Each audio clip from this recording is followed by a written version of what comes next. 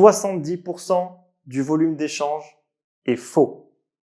C'est en fait le résultat d'une tendance baissière qui a affecté vous en tant qu'investisseur, ou peut-être même en tant que start-up ou lanceur d'ICO, mais également les sites d'échange qui ont aussi vu leur chiffre d'affaires drastiquement baisser. Donc, on en est arrivé à un volume d'échange qui est faux. Pourquoi?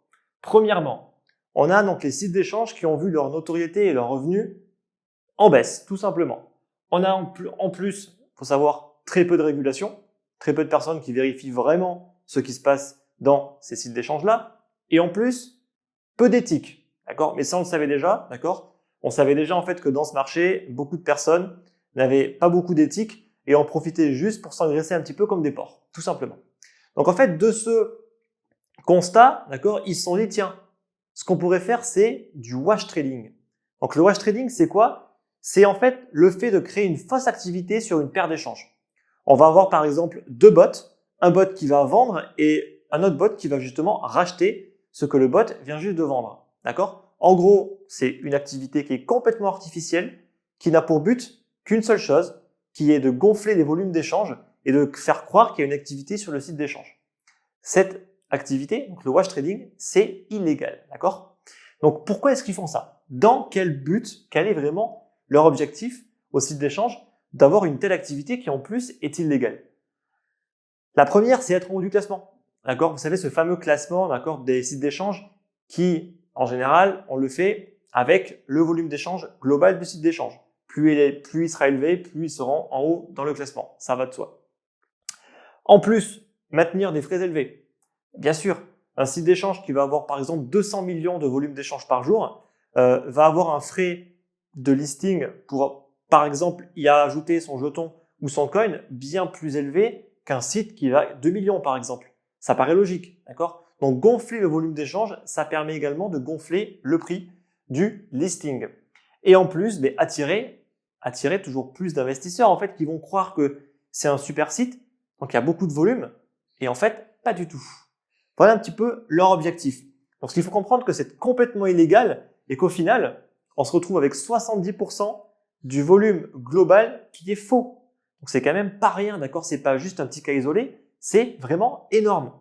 Alors qui sont justement ces personnes, ces mauvais élèves qui font du wash trading en masse, d'accord? Parce qu'en général, ils le font pas un petit peu, ils le font beaucoup, hein. Alors on va retrouver, j'ai juste listé ici les principaux sites d'échange. Vous pouvez retrouver ensuite dans mes sources, d'accord, en bas là, tous les sites d'échange qui font du wash trading. Le premier, c'est Coinbene. Coinbene qui affiche 222 millions de volume par jour, mais qui en réalité n'en a que 2,7 millions. C'est 99% de son volume d'échange qui est complètement faussé, gonflé artificiellement par du wash trading. On a OKX, 182 millions qu'il affiche, qui est gonflé, en réalité 20 millions. Voyez? Et on peut continuer. HitBTC, en fait, il n'a que 32. UOB, il n'a que 31.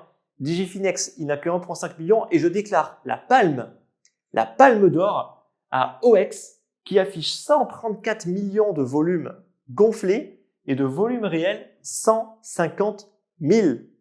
150 000. Donc vous imaginez un petit peu?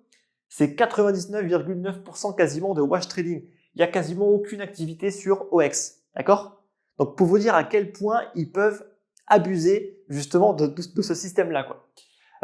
Donc si on fait le cumul de tous ces mauvais élèves, on obtient quand même 6 milliards de dollars de volume par jour qui est faux. C'est quand même énorme. D'accord? C'est vraiment énorme. Heureusement qu'on a des bons élèves. On a des bons élèves, ne vous inquiétez pas. D'accord? On a Binance. Je pense que ça choquera personne de savoir que Binance est un bon élève, qui a un volume de 181 millions et qui n'est pas gonflé artificiellement. On a Bitfinex qui lui aussi a 150 millions de volume qui n'est pas gonflé. D'accord? Donc tout cela ont vraiment 0% de wash trading. On a Coinbase Pro et ensuite tous les sites historiques et tous les sites qui ont des monnaies fiduciaires et qui sont très souvent justement sous les projecteurs et qui sont beaucoup plus surveillés. En fait, c'est surtout ça en fait. Donc le constat il est quand même alarmant. D'accord? On a quand même 70% du volume qui est faux. Ok? Mais ça va encore plus loin. Ça va encore plus loin. Je vais vous dire combien facturent justement ces sites d'échange là Et pourquoi ils peuvent se permettre de facturer autant?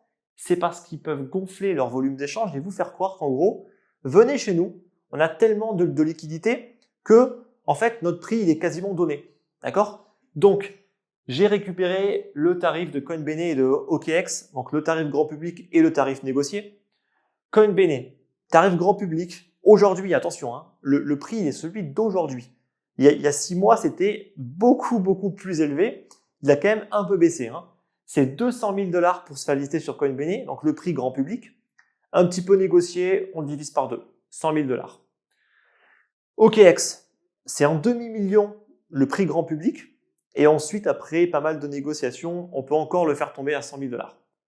Donc ça, il faut comprendre qu'ils peuvent le justifier en vous disant, écoute, nous, on a 200 millions de volume par jour, viens chez nous, tu auras énormément de liquidité, donc notre prix, il est justifié.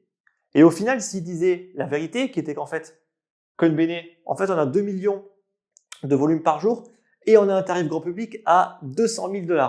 Là, je pense que tout le monde leur claquerait la porte, d'accord? Et pour OKX, c'est pareil. 20 millions de volume, à avoir un tarif grand public de 1,5 million, c'est quand même du gros foutage de gueule, même si on peut le faire tomber à 100 000 $, ça justifie pas du tout pour un site d'échange qui a si peu en fait de liquidité. Ok? Ils vont tout de suite aller chez la concurrence, chez Binance par exemple, où les tarifs seront plus ou moins similaires, mais là on aura un véritable volume d'échange de 180 millions et pas juste du faux volume comme sur ces sites-là. Donc, l'affaire est en train d'éclater au grand jour. Donc, j'espère que ce qui va se passer, c'est d'une part que tous ces sites-là vont débrancher en fait leur bot et leur classement va tout de suite être impacté. Donc, j'espère que c'est ce qu'ils vont faire. S'ils ne le font pas, honnêtement, c'est à vous en tant que client, que utilisateur en fait de ces plateformes, mais de les boycotter tout simplement. Vous arrêtez en fait de vous en servir. Vous basculez sur des sites qui ont une éthique, qui ont un minimum d'éthique aujourd'hui.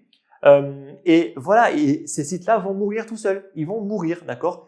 Quand ils n'auront plus que du wash trading et que plus personne ira chez eux, ils n'auront plus d'argent qui va rentrer, tout simplement. Donc c'est la meilleure chose que vous pouvez faire pour les tuer, c'est les boycotter. J'espère que c'est clair. J'espère que cette vidéo vous a plu. Si vous avez aimé la vidéo, n'oubliez surtout pas en fait de mettre un like. Si vous avez des questions, c'est comme d'habitude dans les commentaires. Et avant de terminer, je tiens quand même à remercier blockchaintransparency.org qui est l'auteur donc de toutes mes sources et qui a justement audité tous ces sites d'échange là pour en arriver à ce constat. Donc merci à eux, vraiment merci, car c'est grâce à des personnes comme ça qu'on va réussir à cleaner un petit peu le marché de toutes ces personnes, d'accord, qui n'ont aucune éthique et qui ne cherchent qu'à s'engraisser comme des porcs. Allez, on se retrouve très vite dans quelques jours dans une prochaine vidéo. Je vous dis merci.